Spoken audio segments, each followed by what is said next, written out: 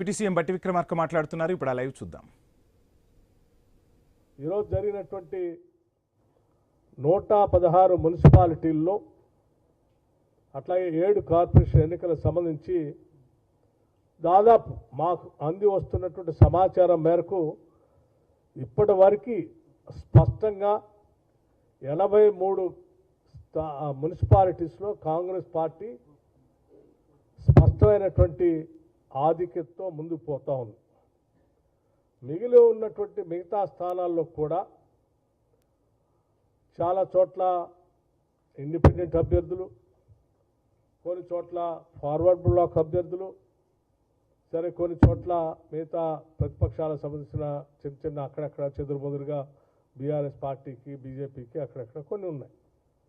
ఇవన్నీ కూడా చాలా వరకు ఇప్పటికే ఇండిపెండెంట్గా గెలిచినటువంటి వాళ్ళంతా కూడా చాలా సందర్భాల్లో ఇప్పటికే కాంగ్రెస్ పార్టీ నాయకత్వం దృష్టికి వస్తూ వారంతా కూడా ఈ ప్రభుత్వం చేస్తున్నటువంటి అభివృద్ధి కార్యక్రమాలు, ప్రజాహిత కార్యక్రమాలు ఇంకా కొనసాగించడానికి మేము కూడా కాంగ్రెస్ పార్టీ అభ్యర్థులు గెలిచినట్టుగానే మేము కూడా ఈ ప్రభుత్వానికి మద్దతు ఇస్తూ చేతునివ్వాలనేటువంటి ఆలోచనతో ఉన్నామని చెప్పి వారందరూ కూడా ఆయా ప్రాంతాల్లో ఉన్నటువంటి నాయకత్వంతో చేతులు కలుపు ముందుకు వస్తూ ఉన్నారు. అంటే ఇవన్నీ పూర్తయ్యే నాటికి సంపూర్ణంగా వచ్చేటువంటి సమాచారంతో మాకు వస్తున్నటువంటి సమాచారం మేరకు దాదాపు 90 నుంచి 94 స్థానాల్లో కాంగ్రెస్ పార్టీ పెద్ద ఎత్తున ఈ మున్సిపాలిటీస్లో ఓట్లు ఏర్పాటు చేయబోతా ఉంది. ఇంత పెద్ద భారీ మెజారిటీ బహుశా నాకు తెలిసి కొన్ని ఈ 2 దశాబ్దాల్లో ఇంత భారీ మెజారిటీ కాంగ్రెస్ పార్టీకి రావటం నిజంగా చాలా సంతోషకరమైనటువంటి వార్తగా మేము భావిస్తూ ఉన్నాం.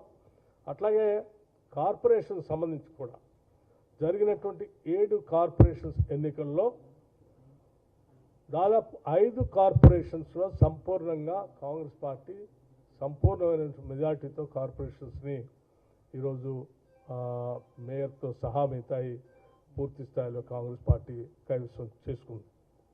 అలాగే ఇక మిగిలి ఉన్నటువంటి 2 కార్పొరేషన్స్ సంబంధించి హంగ్ ఏర్పడి అది కొన్ని చోట్ల కాంగ్రెస్ పార్టీ, కొన్ని చోట్ల బీజేపీ, కొన్ని చోట్ల బీఆర్ఎస్, కొన్ని చోట్ల ఇండిపెండెంట్, ఈ 2 కార్పొరేషన్స్లో ఇంకా పూర్తి స్థాయి సమాచారం రాలేదు. ఆ 2 కూడా పూర్తి స్థాయి సమాచారం వచ్చిన తర్వాత ఆ 2 కూడా ఏ రకంగా ఉంటుందనేది స్పష్టత పూర్తి ఫలితాలు వచ్చిన తర్వాత చెప్పగలం.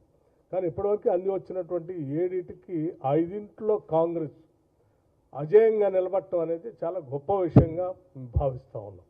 సో దీనికి కూడా ప్రధాన కారణం కాంగ్రెస్ పార్టీ చేపట్టినటువంటి సంక్షేమ అభివృద్ధి కార్యక్రమాలతో పాటు ప్రజల పట్ల ఈ ప్రభుత్వానికి ఉన్నటువంటి నిబద్ధతని ప్రజలు సంపూర్ణంగా గమనించారు కాబట్టే మేము ఈ భారీ మెజారిటీని సాధించగలిగామని చెప్పి ఈ సందర్భంగా మరొకసారి మనవి చేస్తూ రాష్ట్ర ప్రజలందరూ కూడా కాంగ్రెస్ పార్టీ పక్షాన వారందరికీ హృదయపూర్వకమైనటువంటి ధన్యవాదాలు తెలియజేస్తూ ఉన్నాను.